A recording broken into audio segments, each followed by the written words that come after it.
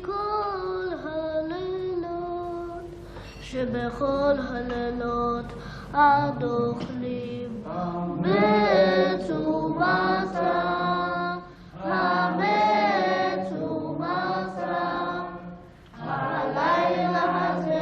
En esta noche, en el mundo entero, millones de judíos sentados alrededor de la mesa preguntan: ¿en qué se diferencia esta noche de todas las otras noches?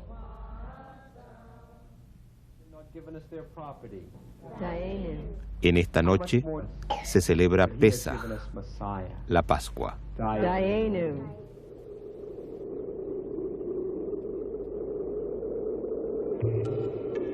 La fiesta de Pesaj o Pascua judía recuerda la liberación de los hijos de Israel de 400 años de penosa esclavitud en Egipto. El Éxodo, cuando Moisés condujo a más de 600.000 esclavos hebreos con sus escasos bienes de una tierra de idolatría al desierto del Sinaí.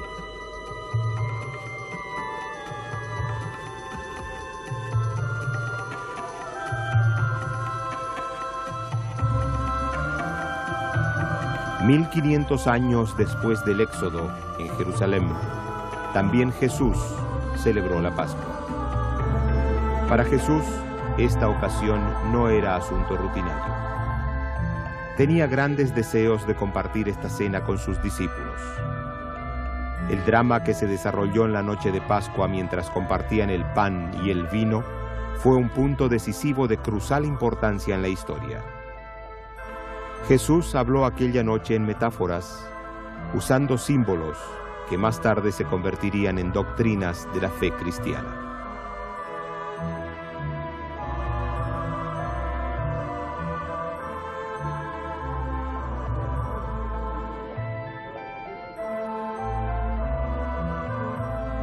Representada en innumerables cuadros y otras formas de arte en el mundo entero, esta singular cena de Pascua es más conocida como la Última Cena.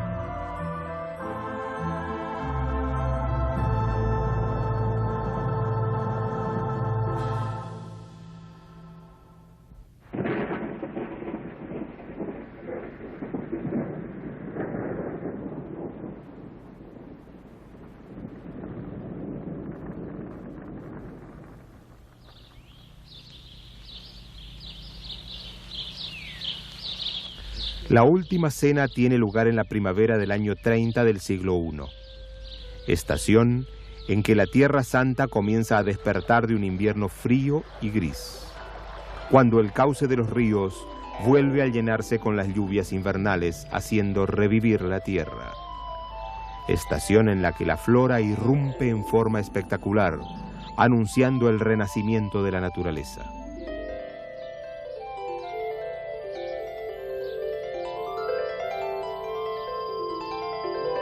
También los pájaros nos indican que ha llegado la primavera al volver, una vez más, a construir sus nidos. Los venados corretean por doquier, mostrando ufanos a los nuevos vástagos.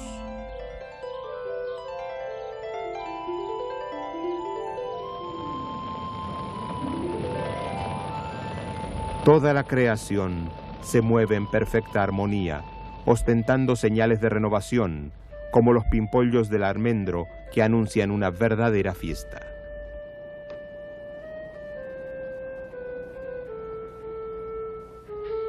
El pueblo judío también tiene sus ritos de primavera, la Pascua.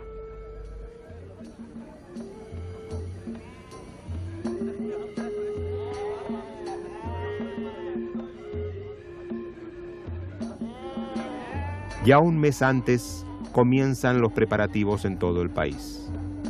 Reunir suficientes provisiones, seleccionar las mejores reses de sus rebaños para el sacrificio pascual, organizarse para el largo camino a Jerusalén.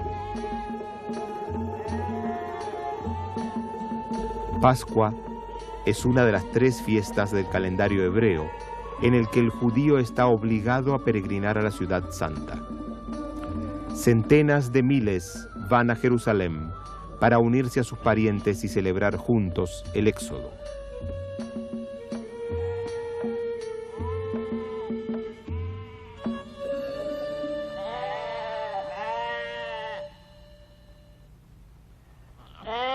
Durante los 8 días de Pascua del año 30 de la era común, la provincial Jerusalén se transformó en una ciudad internacional en la que se mezclaban idiomas y dialectos. Su población se decuplicó llegando a 350.000 almas. Este aumento explotó al máximo los recursos y servicios municipales. El alojamiento limitado, ya repleto hasta el tope, obligó a los peregrinos a dormir en carpas o encontrar dueños de casa dispuestos a hospedarlos. Las murallas de Jerusalén difícilmente podrían contener la afluencia de tantos visitantes. La tensión adicional dentro del perímetro de la ciudad creaba un potencial de insurrección en la Judea ocupada. Las autoridades romanas reforzaron su presencia, agregando más seguridad y tensión a un barril de pólvora en potencia. A la guarnición regular de la fortaleza de Antonia, que dominaba la ciudad, se le sumaron tropas provenientes en su mayoría de la capital romana de Cesarea. Como muchos otros peregrinos, también Jesús y sus discípulos llegaron a Jerusalén para la Pascua. El camino a pie desde la Galilea les tomó 5 a 6 días. Atravesaron parajes conocidos a lo largo del caluroso valle del Jordán, pasando las noches en aldeas o acampando en huertos de olivos bajo el cielo estrellado. Llevaban poco consigo, confiando en que la divina providencia les suministraría todo lo necesario.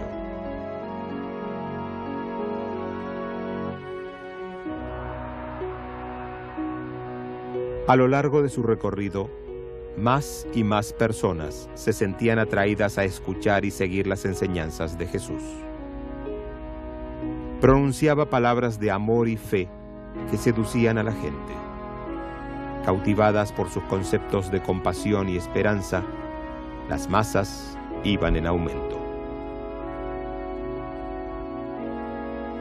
En esta pequeña ciudad de Betania, a 7 kilómetros de Jerusalén, Jesús realizó el más grande de sus milagros, resucitando a Lázaro. Cuando montado en un potro bajó del Monte de los Olivos y entró a la ciudad, fue recibido como un rey.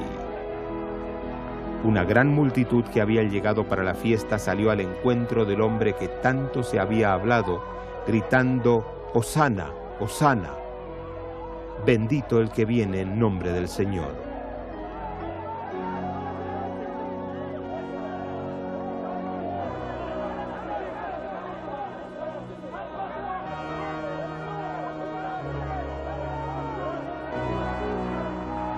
La euforia registrada a su llegada a la ciudad santa creó en los discípulos la impresión de que les esperaba una Pascua alegre.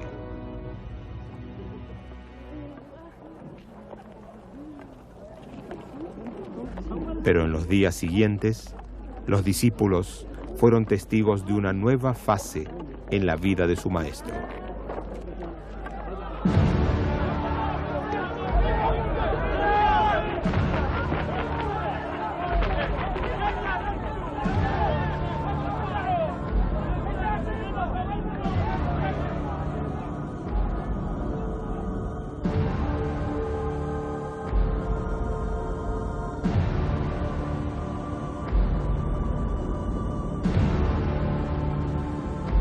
Se había levantado un muro entre Jesús y el establecimiento religioso. El sumo sacerdote Caifás se enfrentaba con un serio dilema. Jesús había creado mucha conmoción y Caifás sabía que cualquier desorden le daría a Roma el pretexto que necesitaba para poner fin a la libertad religiosa de Judea. Para Caifás, Jesús se había convertido literalmente en un verdadero prófugo.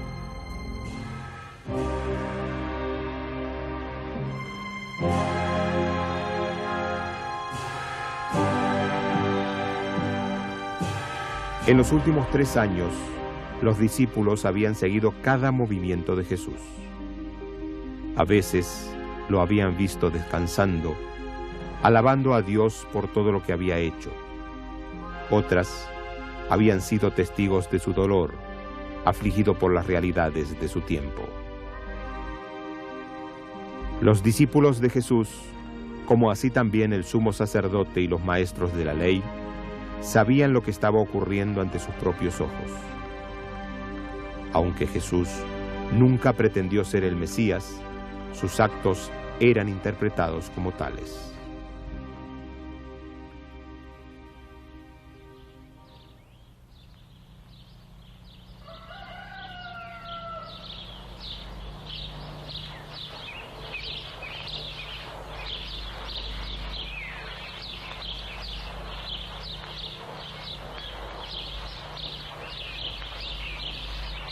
Mañana del jueves, a contadas horas antes del comienzo de la Pascua.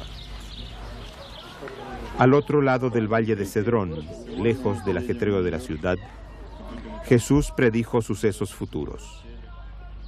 Los discípulos escucharon con atención cuando habló sobre el futuro de Jerusalén y el fin del tiempo. Del Monte de los Olivos descendieron al jardín de Getsemaní, un lugar dilecto de Jesús. La palabra Getsemaní proviene de los vocablos hebreos Gad Shemanim, que significan almazara. Getsemaní era conocido por la pureza del exquisito aceite de oliva que producía.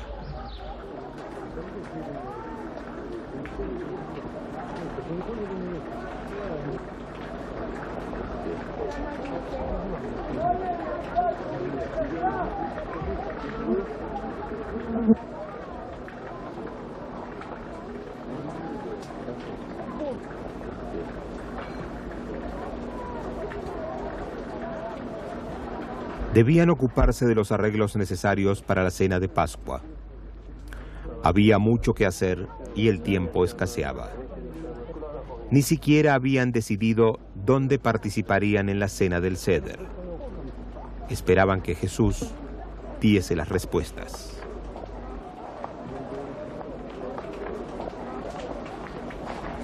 Y envió a Pedro y a Juan diciendo: «Id a prepararnos la Pascua para que la comamos». Y ellos le dijeron: «¿Dónde quieres que la preparemos?». Él les dijo: «He aquí, al entrar en la ciudad, os saldrá al encuentro un hombre que lleva un cántaro de agua. Seguidle hasta la casa donde entrare y decida al padre de familia de esa casa: el maestro te dice: ¿dónde está el aposento donde he de comer la Pascua con mis discípulos? Entonces él os mostrará un gran aposento alto ya dispuesto. Preparad allí». Era ya el 14º día del mes de Nisán, exactamente el mismo día en que 1500 años antes Dios había sacado a los israelitas de Egipto con mano fuerte y brazo extendido, con gran espanto, con señales y con prodigios. La indignación de Dios hacia los egipcios fue inflexible. Vio la amarga opresión que sufrían los hijos de Israel a manos de los capataces. Oyó el lamento de las madres israelitas cuando los egipcios ahogaron a sus varones recién nacidos en las aguas del Nilo.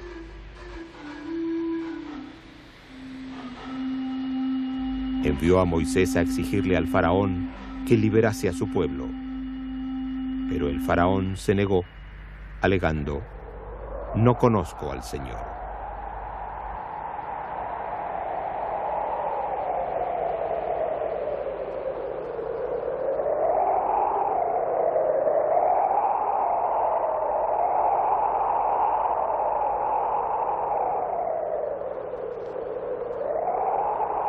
La mano de Dios fue diligente al azotar a Egipto con 10 plagas diferentes. Langostas, granizo, ranas y oscuridad avisparon la tierra.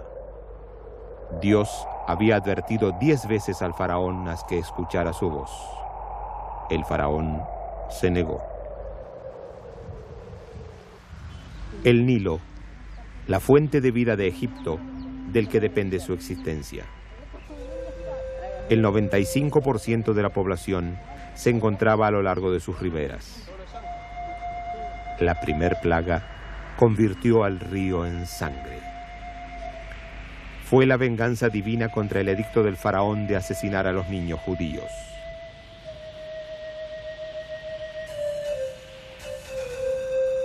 Vuelve a aparecer una referencia a la sangre en la 10ª y más terrible de las plagas, cuando la sangre del cordero sería usada para salvar a los niños de Israel del ángel de la muerte.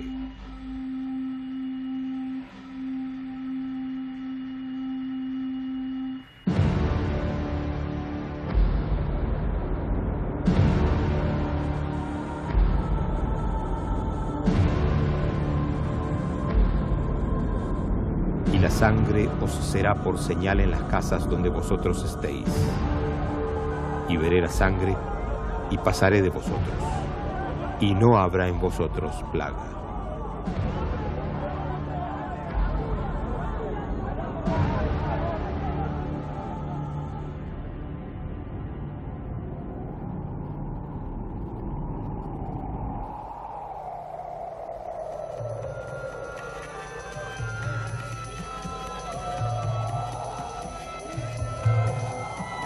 La liberación de los israelitas a mano de Dios fue el punto decisivo de mayor importancia en la historia del pueblo judío. El Éxodo marcó no solo el paso de la esclavitud a la libertad, sino también la aparición de Israel como nación y el establecimiento del pacto entre Dios y su pueblo.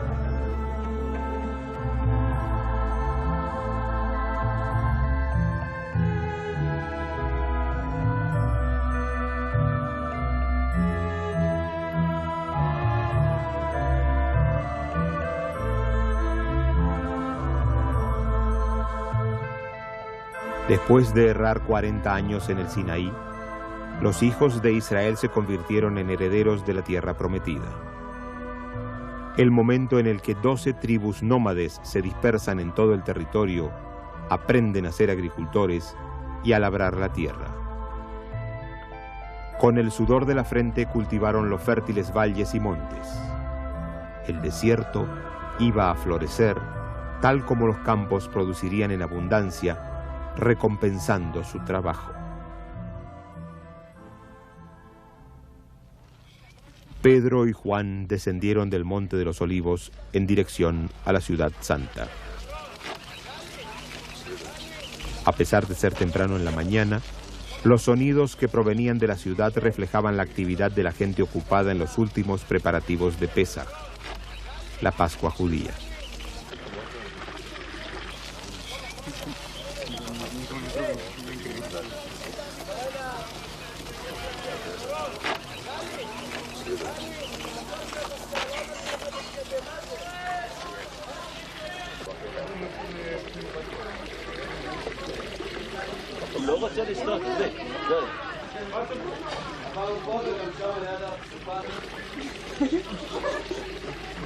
Poco después de entrar en la ciudad, encontraron al hombre que estaban buscando. El agua que había recogido era probablemente usada para las matzot, el tradicional pan sin levadura. Preparar la masa con agua pura de manantial era considerado como un acto religioso excelso. Al darse cuenta que el maestro había enviado a los 2 discípulos para buscarlo, les extendió la invitación. Acompañó a Pedro y a Juan a la casa en que se hallaba el aposento superior que concordaba con lo que Jesús les había dicho. En el ritual de Pascua, la levadura está estrictamente prohibida. Todo alimento que contiene levadura debe ser alejado de la casa y quemado.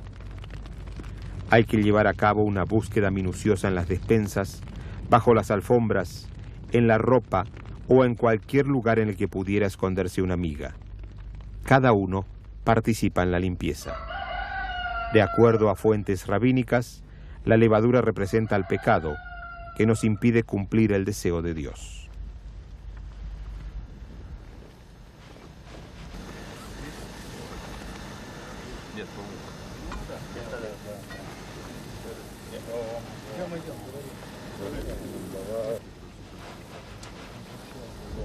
Pedro y Juan siguieron a su anfitrión a la casa. Durante la fiesta de Pesaj, los habitantes de Jerusalén acostumbraban a abrir sus casas ante desconocidos.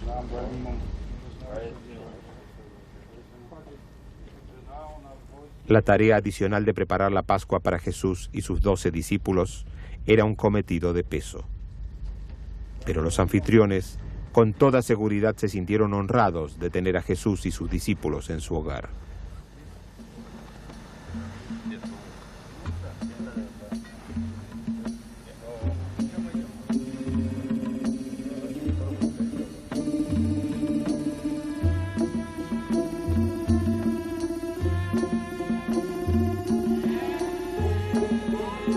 Era mediodía.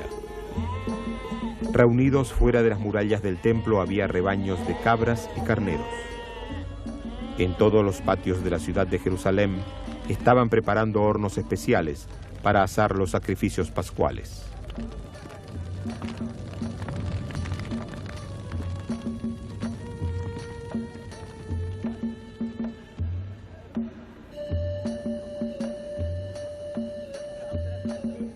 Un fino velo de humo cubría calles y barrios, acrecentando la atmósfera festiva.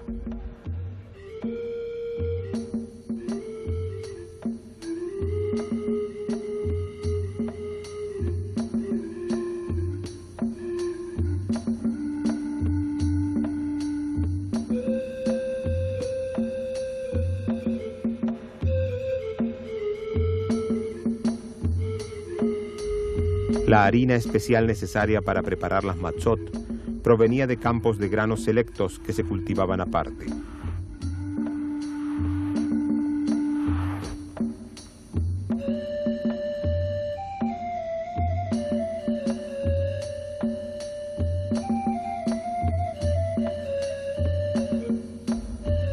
Esta tradición proviene del éxodo de los israelitas de Egipto. Su partida repentina no dio tiempo para que la masa subiese, por lo que en Pesaj se come pan sin levadura.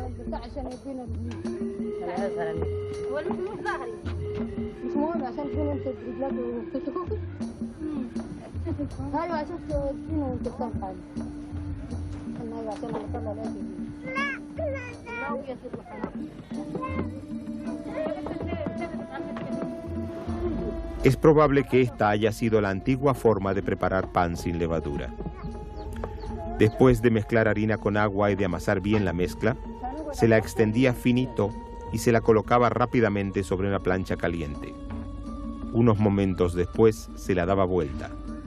En pocos minutos estaba lista.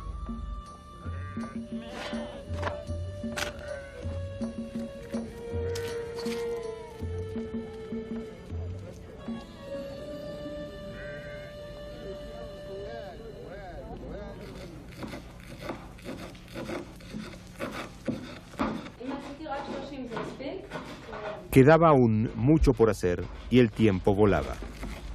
En la época de Jesús, los rabinos decretaron que todo judío debía participar en la fiesta. Quienes podían donaban dinero, frutas, verduras y cereales.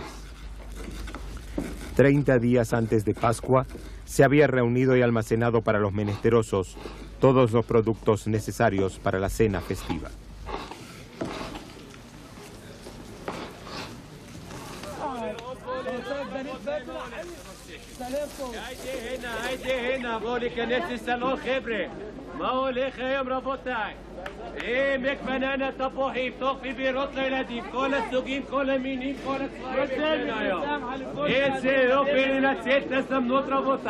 En el Israel de hoy, al igual que en tiempos de Jesús, Pascua es una época en la que cada uno está sumido en el fervor de los preparativos de la fiesta.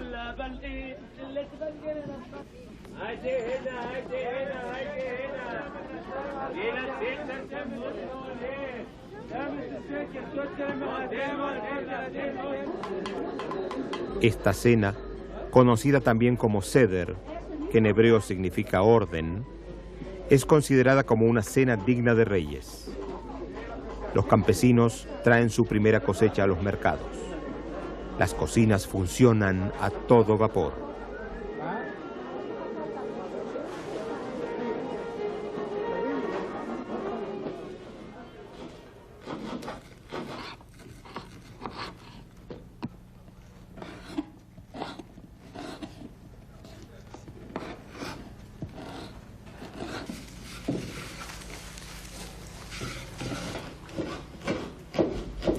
Cocinar para los 13 huéspedes adicionales solo contadas horas antes de la fiesta debe haber sido un verdadero reto.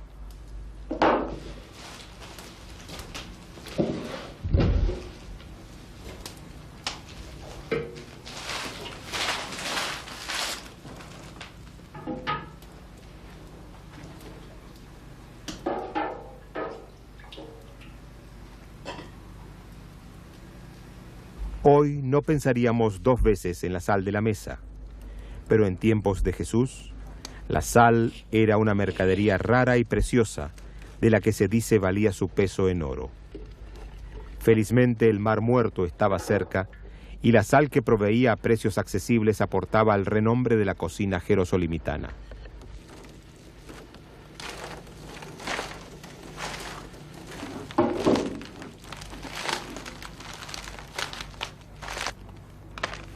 Puesto que no se permitía ningún tipo de pan, en los 8 días de la Pascua el arroz pasó a ser un elemento principal en la alimentación. El arroz, un ramo agrícola exitoso, fue introducido a la región por Alejandro Magno en el período del Segundo Templo. El grano era cultivado en el fértil valle del Jula, al norte de la Galilea.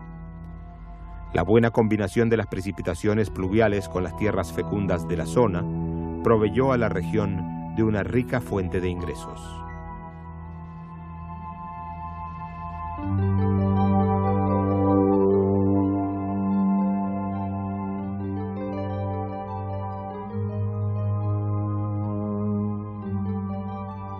La vid es mencionada por la Biblia 16 veces, quizás para subrayar la importancia de su fruto. También las hojas son comestibles.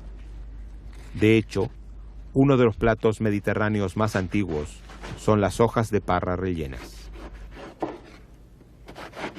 Comentarios rabínicos describen la cocina jerosolimitana como que utiliza gran variedad de condimentos, especialmente al cocinar verduras. Se refieren a los aderezos como enmendadores de alimento, puesto que mejoran el gusto del más sencillo de los platos.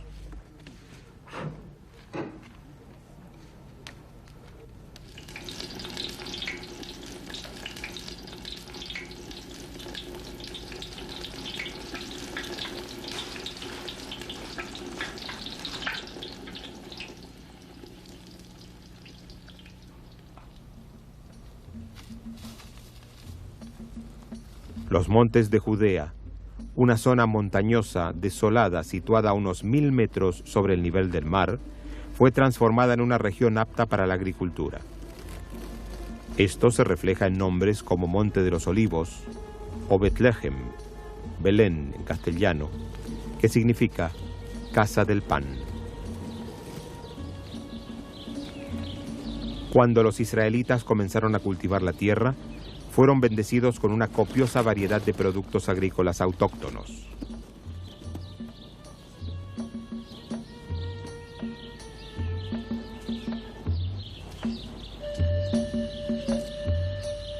Una de las más grandes innovaciones israelitas fue la construcción de terrazas. Muros de retención detenían la preciada agua de lluvias para fines agrícolas. En ellas el cultivo prosperaba. Especias como menta, romero y mostaza se beneficiaban de este esmerado trabajo. La construcción de terrazas impidió la erosión de la tierra y agregó una nota de belleza al paisaje. Algunas de las plantas que llegaron a la cocina fueron usadas no solo como condimentos, sino que tenían también usos medicinales y religiosos. Cada detalle era esencial para que los platos fueran atractivos, tanto para la vista como para el paladar. Dos de las frutas más importantes del país, los higos y los dátiles, eran generalmente servidos como postre. Se abría con cuidado las frutas secas y se las rellenaba con diversos tipos de nueces y mazapán.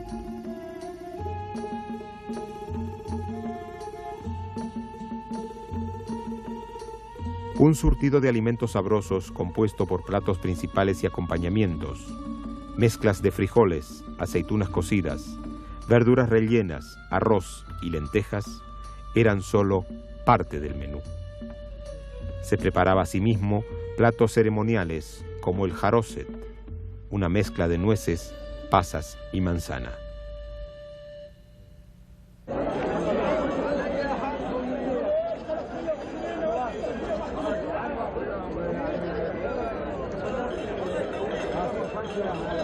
Aún existe fuera de la muralla oriental de la ciudad la feria de animales. Al igual que en tiempos de Jesús, cumple un papel social de importancia. Es un lugar de comercio ruidoso, de regateo y de discusiones. Es el lugar en que los atributos de cada animal son examinados detenidamente por si tiene defectos.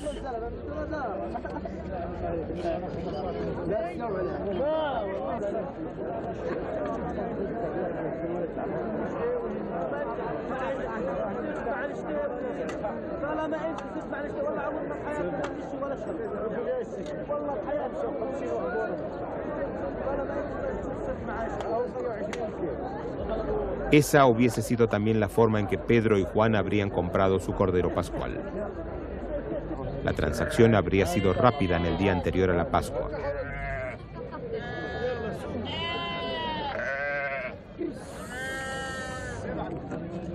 En el espacio de 3 días, había que vender más de 30.000 corderos.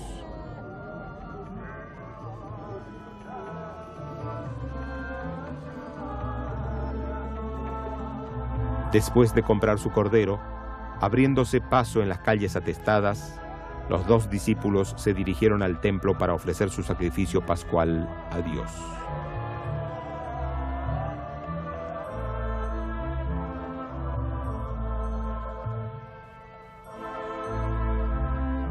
Podemos imaginar cómo habría sido este sacrificio observando los rituales de Pascua que en el monte Gerizim llevan a cabo los samaritanos de Israel.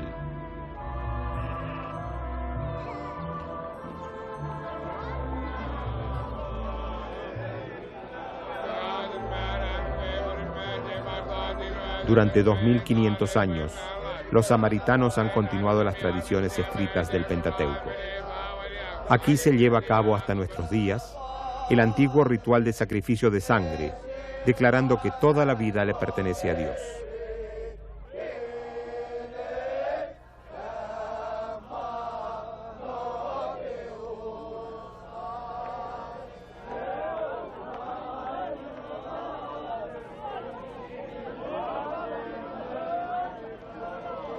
Más de 60 ovejas serán degolladas durante el día. Primero se descuera a los animales y luego se extraen los corazones y pulmones, que son cocidos aparte. Se enciende fuego en hornos, de la misma manera que hace 2000 años en Jerusalén.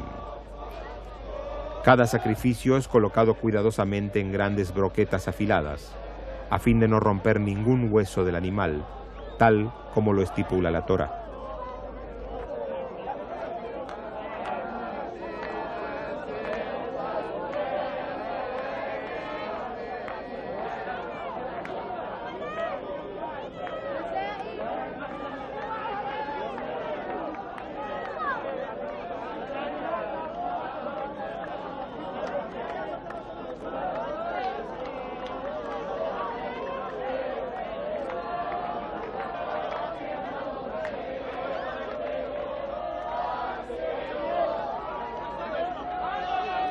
El sacerdote da la señal y los corderos son introducidos a la hoguera. Se coloca encima una parrilla para mantener fijas las broquetas. Para que la carne no se chamusque, se cubre con mantas mojadas que ahogan el fuego. Además, se coloca barro mojado encima para cortar el suministro de oxígeno y retener los jugos de la carne de cordero.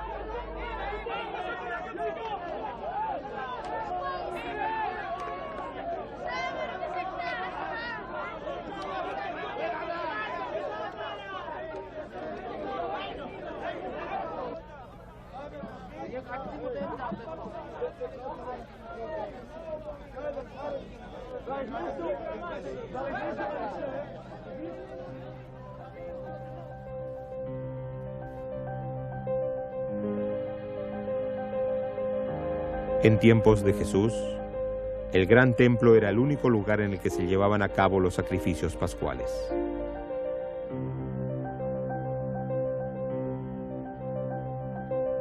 Antes de entrar al recinto del templo, cada persona debía purificarse en un baño ritual llamado mikveh. Un precursor del bautismo, se consideraba que este lavado simbólico purificaba al individuo espiritualmente. Más de 70 baños rituales fueron descubiertos junto a la muralla meridional de la ciudad vieja. Luego de esta inmersión, estas gradas conducían a través de arcos al recinto sagrado.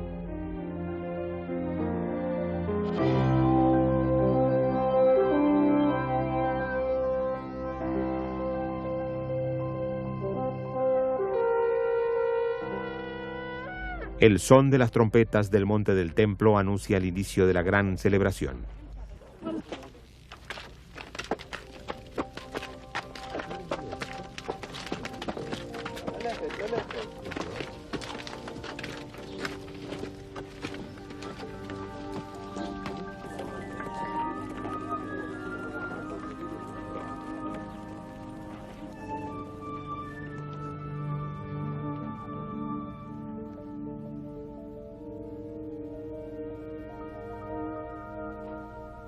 El olor a comida llenaba el ambiente. Tanto el aposento superior como la cena de la libertad estaban listos para recibir a los 13 huéspedes esperados.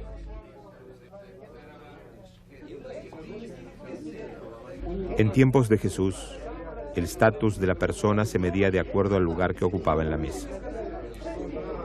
Antes de comenzar el Seder, hubo al parecer una discusión entre los discípulos.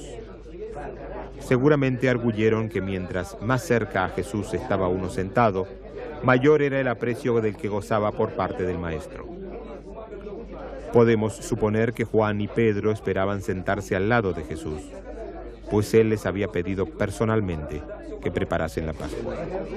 Juan, un hombre comedido y brillante pensador, como lo demuestra claramente su Evangelio, recibió uno de los lugares de honor junto al Maestro. Pero la otra silla al lado de Jesús fue aparentemente adjudicada al único habitante de Judea del grupo, Judas Iscariote.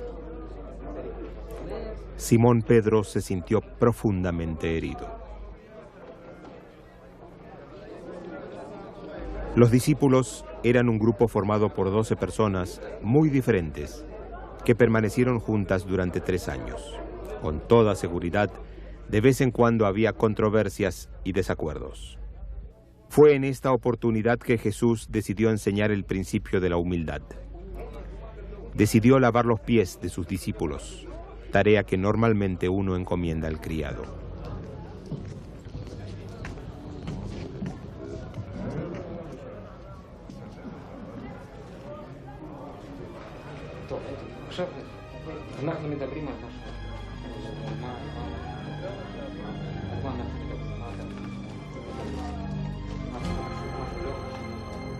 Acercándonos a Pedro, vemos qué desconcertado está. Dícele Pedro: «No me lavarás los pies jamás». Respondióle Jesús: «Si no te lavare, no tendrás parte conmigo». Dícele Simón Pedro: «Señor, no solo mis pies, mas aún las manos y la cabeza».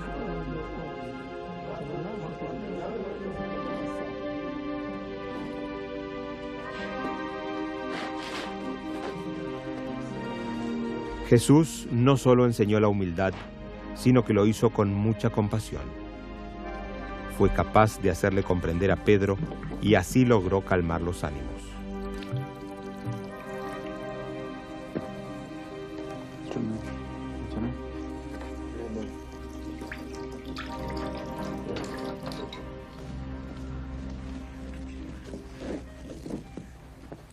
A través de los siglos, el pueblo judío ha mantenido el mismo orden tradicional que en tiempos de Jesús. Al lavado de manos durante el Seder le sigue la bendición: «Bendito sea nuestro Dios, Rey del universo, que nos santificó con sus preceptos y nos regocijó con el lavado de manos.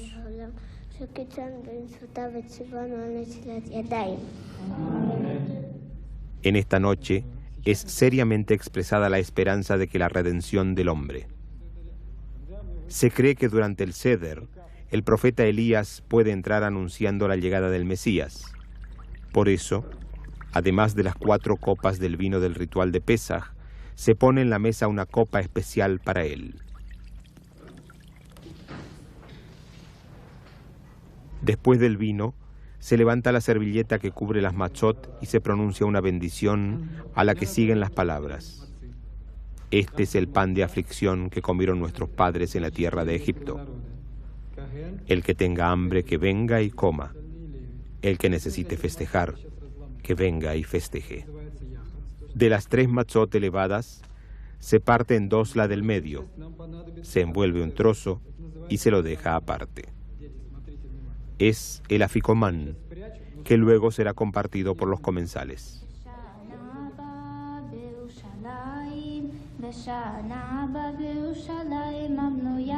Ahora comienza la lectura de la Agadá, que narra la historia de los hijos de Israel desde el Éxodo hasta la construcción del templo.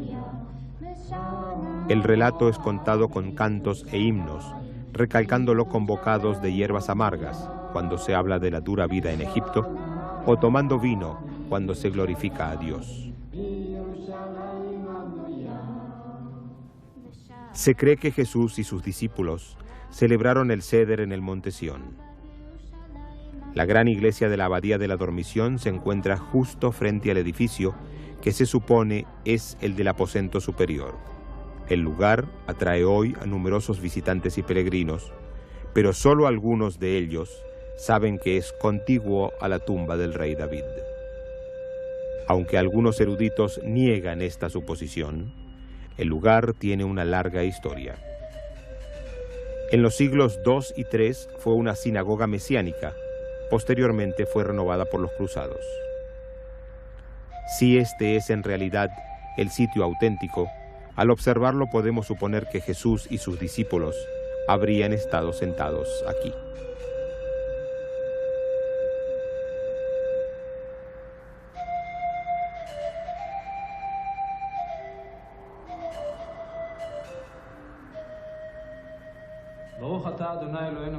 Bendito seas tú, oh Dios, nuestro Señor, Rey del universo, Creador de la fruta de la vid. Jesús comenzó con el Kiddush, la bendición festiva del primer vaso de vino de la celebración. Luego Jesús lo pasó a cada uno de sus discípulos, comenzando por Juan, que estaba sentado a su derecha. Era vino tinto, para recordar la sangre del Cordero que salvó a los hijos de Israel en Egipto. Mientras tomaban el vino, recitaban en silencio la bendición: porque nos diste con amor, oh Dios, nuestro Dios, esta fiesta de las Matzot, fiesta de nuestra liberación.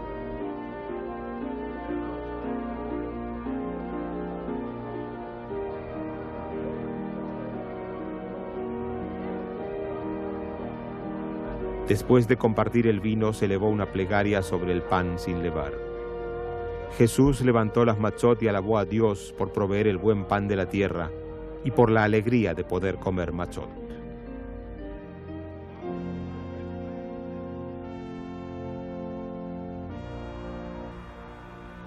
Ahora viene el turno de las verduras amargas, el segundo vaso de vino y la copa especial para el profeta Elías.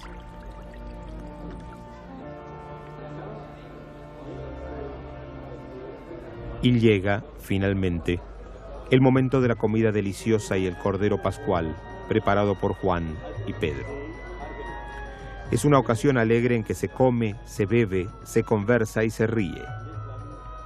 Mientras iban comiendo, hablaban sobre la liberación de los hijos de Israel y la alegría de ser libres. Sabían que mientras más se habla sobre la salida de Egipto, más merecedor es uno de las alabanzas.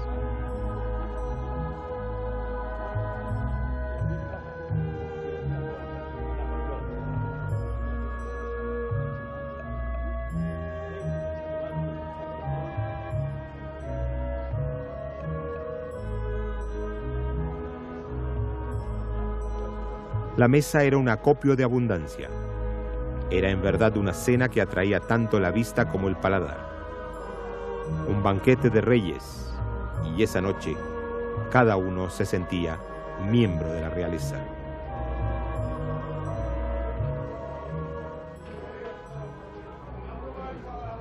Pero de pronto, el estado de ánimo cambió.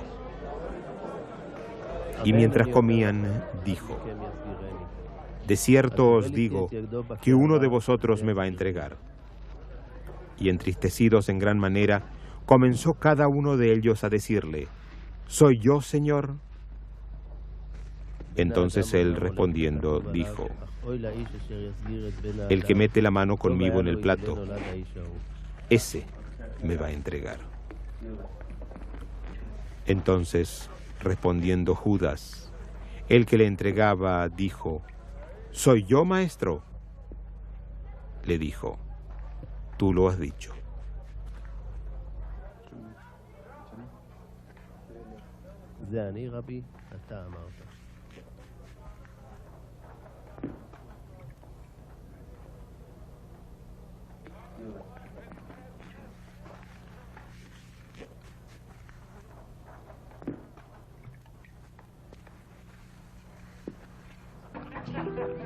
He thinks he's the king.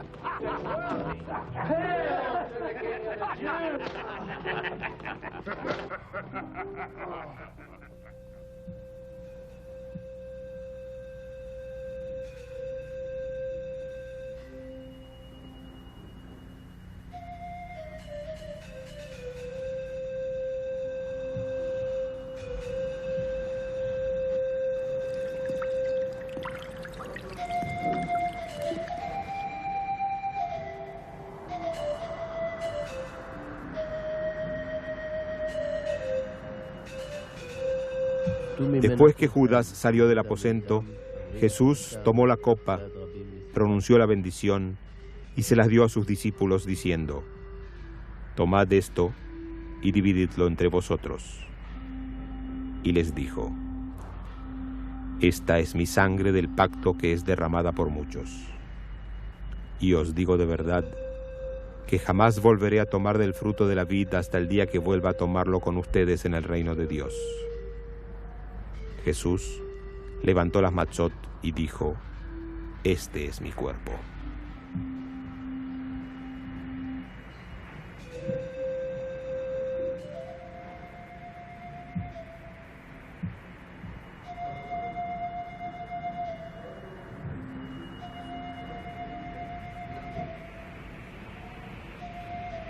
קחו ויאכלו, זה גופי.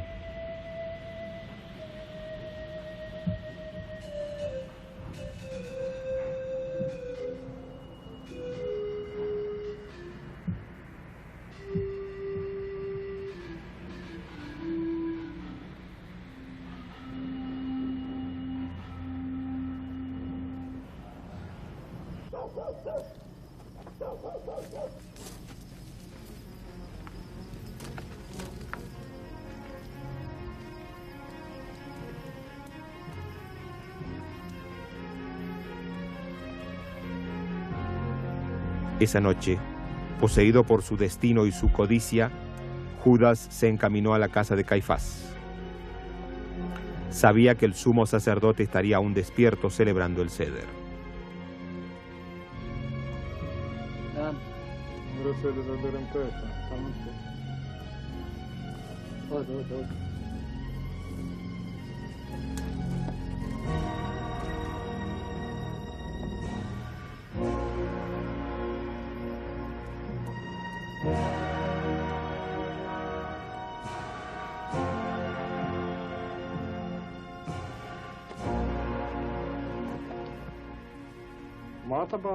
¿Por qué vienes a esta hora de la noche? En relación a Jesús, tengo que contarte algo.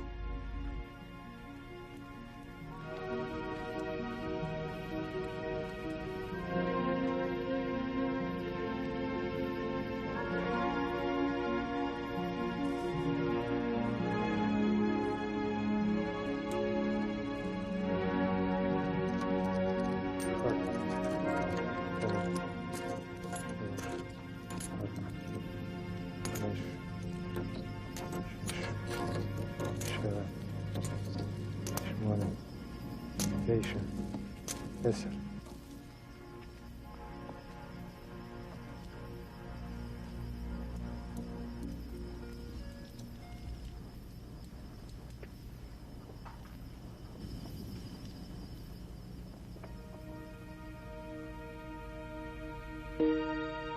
En esa noche de Pascua fueron plantadas las simientes de una nueva religión. Pan y vino se convirtieron en componentes fundamentales de la fe cristiana, la base de la ceremonia de la Eucaristía. Hoy en Jerusalén resuena en sus calles el eco de cánticos del pasado. Dentro de las murallas de esta ciudad eterna existe un mosaico de culturas, religiones e imágenes. Los peregrinos continúan llegando en búsqueda de un descubrimiento espiritual. Poco queda hoy de la Jerusalén que Jesús conoció. Pero una vez al año llena el aire el mismo fervor de los preparativos de Pascua. Es entonces cuando los sones, los aromas y los gustos sirven de constante recordatorio de aquel que compartió su última cena con su gente querida.